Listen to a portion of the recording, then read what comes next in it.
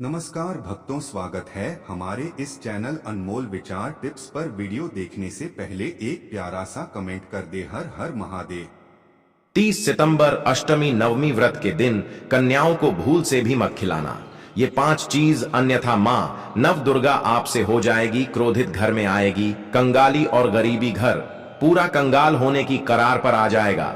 जय माता रानी। भक्तों, शारदीय नवरात्रि हिंदू धर्म के सभी त्योहारों में से एक प्रमुख त्योहार है और हिंदू पंचांग के अनुसार शारदीय नवरात्रि के पर्व का विशेष महत्व होता है।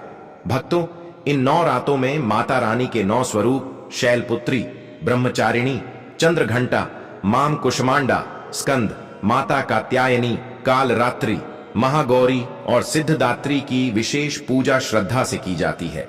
भक्तों, आज हम इस वीडियो में बात करेंगे कि अष्टमी नवमी व्रत में कन्याओं को वह कौन सी 5 चीज हैं जो भूलकर भी नहीं खिलाना है और कौन सी चीज जरूर ही खिलाना है। इसी के साथ जानेंगे कि वह कौन से कार्य हैं जो हमें अष्टमी नवमी व्रत में कन्या पूजन के दौरान करने हैं और कौन से कार्य नहीं करने हैं। सब कुछ जानेंगे। इस माता रानी की छोटी सी प्यारी वीडियो में भक्तों, हमारे हिंदू पंचांग में माना गया है कि इन 9 दिनों में मां दुर्गा से जुड़ी सभी शक्तियां जागृत हो जाती हैं।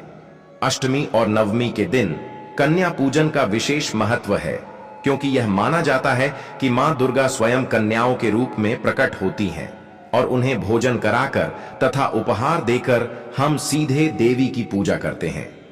भक्तों, इस बार 30 सितंबर की पावन अष्टमी और नवमी तिथि पर जब भक्तजन कन्या पूजन का आयोजन करते हैं तो यह केवल एक परंपरा नहीं, बल्कि देवी शक्ति को प्रसन्न करने का सबसे सरल और सशक्त मार्ग माना जाता है। किंतु शास्त्रों में यह भी स्पष्ट चेतावनी दी गई है कि इस दिन यदि कन्याओं को खिलाने में थोड़ी सी भी लापरवाही या अनुचित वस्तुओं का उपयोग कर दिया जाए तो मां दुर्गा अप्रसन्न हो जाती हैं। इसके परिणाम स्वरूप मनुष्य का सौभाग्य उससे रूठ जाता है, जीवन में बनी बनाई परिस्थितियां बिगड़ जाती हैं, गंगा लिया कार्य अधूरे रह जाते हैं और व्यक्ति को बार बार असफलताओं का सामना करना पड़ता है। इसलिए कन्या पूजन करते समय पूर्ण सतर्कता और श्रद्धा आवश्यक है, ताकि माता रानी की कृपा बनी रहे और जीवन में सुख, शांति और समृद्धि का वास हो। इसलिए इन दिनों में मां दुर्गा की संपूर्ण विधि विधान से पूजा करने से आपकी सभी मनोकामनाएं पूर्ण होती हैं। भक्तों, सच्चे हृदय से कमेंट बॉक्स में लिखें, जय माता दी। माता रानी आपके सभी कष्टों को समाप्त करें, आपकी झोली खुशियों से सदैव भरी रहे। भक्तों, नवरात्रि का महापर्व 9 देवी अर्थात 9 कन्याओं को समर्पित है। कन्या पूजन करने से हमारी समस्त पीड़ा दूर होती है, दुख दर्द दूर होते हैं, हर कष्ट दूर होते हैं, गृह क्लेश हमारे जीवन से हमेशा के लिए दूर हो जाते हैं। यहां तक कि पितृदोष, राहु दोष, मंगल दोष, काल सर्प दोष, मात्र कन्या पूजन से क्षण से पीड़ित व्यक्ति को राहत मिलती है, सुकून मिलता है, घर में खुशियां आती हैं तथा अकाल मृत्यु घर में कभी नहीं होती।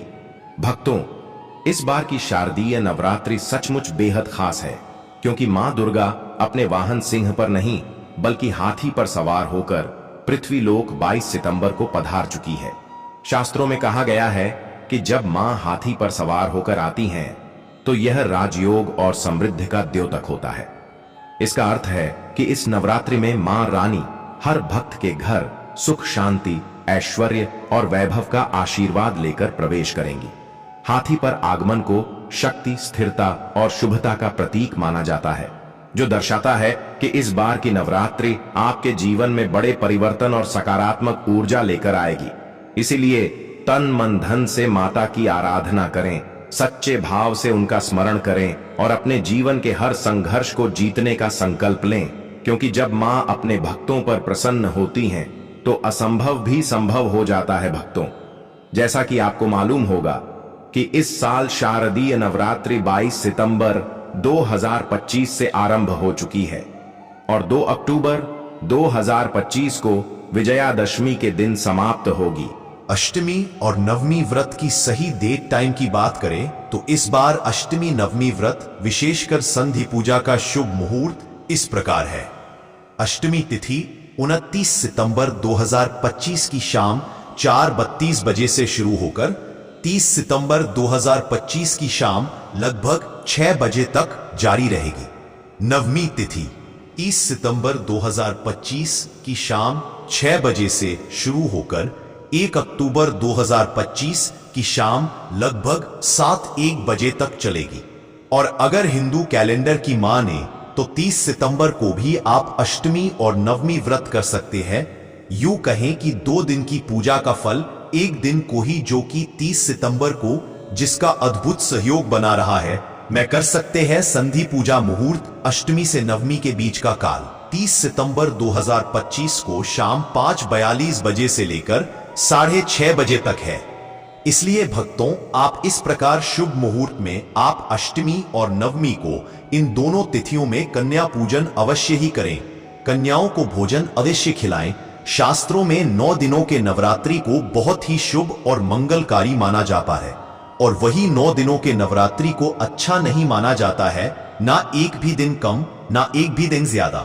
भक्तों, पूज्य गुरु जी ने अपनी माता रानी की कथा में बताया है कि शास्त्रों के अनुसार नवरात्रि के दिनों में माता रानी का पूजन करने से, कन्या पूजन करने से मां अभय वरदान प्रदान करती है।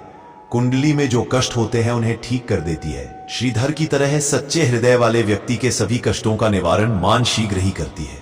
मां की उपासना से विनम्रता का विकास होता है।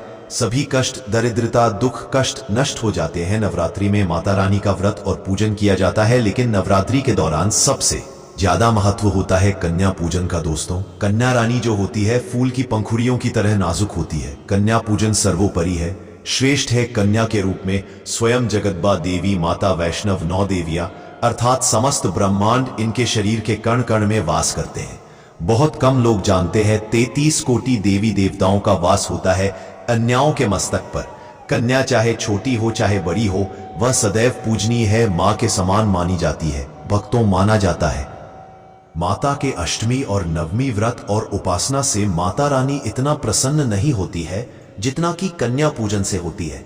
नवरात्रि में छोटी छोटी कन्याओं को माता रानी का स्वरूप माना जाता है। कन्याओं को भोग लगाया जाता है, उन्हें प्रसन्न किया जाता है और बदले में आशीर्वाद मांगा जाता है। भक्तों, अगर किसी छोटी कन्या ने जाने अनजाने में अगर आप उनके पैर छू रहे हैं और अपने हाथ से आपके मस्तक पर अपना हाथ रख दिया, तो स्वयं मां जगदम्बा ने अपना हाथ आपके मस्तक पर रखा है। आपको है असीम आशीर्वाद माता का प्राप्त होगा, जिसकी आप कल्पना तक नहीं कर सकते। इसलिए इस दिन हर प्रति महिलाओं को, कन्याओं को खुश करने के लिए गिफ्ट आदि उपहार वगैरह दिए जाते हैं। माना जाता है अगर कन्याओं को कोई भेंट दी जाए और वह उसे खुशी खुशी स्वीकार कर ले, तो इसका मतलब है माता रानी अर्थात माता वैष्णव ने वह भेंट स्वीकार कर ली। जिन पर कन्याएं प्रसन्न होती है तो समझो उन्हें माता रानी का आशीर्वाद मिल गया और माता रानी की कृपा से उन्हें मुंह मांगा वरदान प्राप्त होता है। दोस्तों, बहुत जरूरी जी ने कहा है कि शारदीय नवरात्रि के दिनों में, खासकर अष्टमी नवमी के दिन, कन्या पूजन कोई मामूली पूजन नहीं होता। समस्त ब्रह्मांड में जो पूजा होती है उनसे बढ़कर कन्या पूजन को माना जाता है। 100 बार गंगा स्नान करने से और 1000 बार यज्ञ करने से तथा 7 वर्ष पूजा पाठ करने से जो फल मिलता है, वह मात्र एक बार कन्या पूजन करने से करोड़ों गुना भक्त को मिल जाता है, प्राप्त हो जाता है। और इस दिन कन्याओं को उपहार देने की परंपरा है, जिस कन्या खुशी खुशी उसे स्वीकार कर लेती है। इस उपहार को देने से 1000 गोदान करने के बराबर पुण्य फल प्राप्त होता, जितना कन्याओं को एक उपहार देने से मिलता है। तो आप सोच ही सकते हैं कि कन्या पूजन नवरात्रि के दिनों में कितना शक्तिशाली पूजन है। भक्तों, इसीलिए कहा जाता है कि कन्याओं को कभी भी सताना नहीं चाहिए, इससे समस्त ब्रह्मांड हिल जाता है। पहले आ जाती है मां नवदुर्गा के रौद्र रूप का सामना करना पड़ता है। इसीलिए कन्याओं की जितनी सेवा की जाए कम ही होती है। कन्याएं कोई मामूली नहीं होती। कन्या के रूप में स्वयं उनके मस्तक पर विराजमान होकर स्वयं नवदुर्गा चलकर आपके घर तक आती है। नवरात्रि में 2 साल से लेकर 10 साल तक की कन्या का पूजन होना चाहिए। अष्टमी अथवा नवमी को कन्याओं के पैर धोकर भोजन कराना, उपहार आदि देना श्रेष्ठ माना जाता है, दुर्लभ माना जाता है। ऐसा मौका कभी हाथों से नहीं जाने देना चाहिए। इस दिन जितना ज्यादा हो सके कन्याओं को हाथ पकड़कर, पैर पकड़कर अपने घर तक लेकर आइए, उतना ही आप माता रानी के आशीर्वाद से उनके मां दुर्गा के आशीर्वाद को घर में लेकर आ रहे हैं। स्वयं मां जगत जननी नव दुर्गा को अपने घर में ला रहे हैं। अष्टमी और नवमी के दिन कन्या पूजन का विशेष महत्व है, क्योंकि शास्त्रों में कन्याओं को स्वयं मां दुर्गा का साक्षात स्वरूप माना गया है। परंपरा अनुसार इस दिन कम से कम 2 और अधिकतम 9 कन्याओं को आमंत्रित कर पूजन किया जाता है। साथ ही एक छोटे बालक को भी भैरव स्वरूप मानकर उनके साथ बैठाया जाता है। भक्तों, वीडियो में आगे बढ़ने से पहले आप अपनी राशि भी कमेंट बॉक्स में जरूर डाल दीजिएगा। तो दोस्तों, वीडियो ज्यादा लंबा नहीं करेंगे, वीडियो को यही समाप्त कर देते हैं। जाते जाते एक प्यारा सा कमेंट जरूर कर देना। हर हर महादेव, जय शिव शंभू।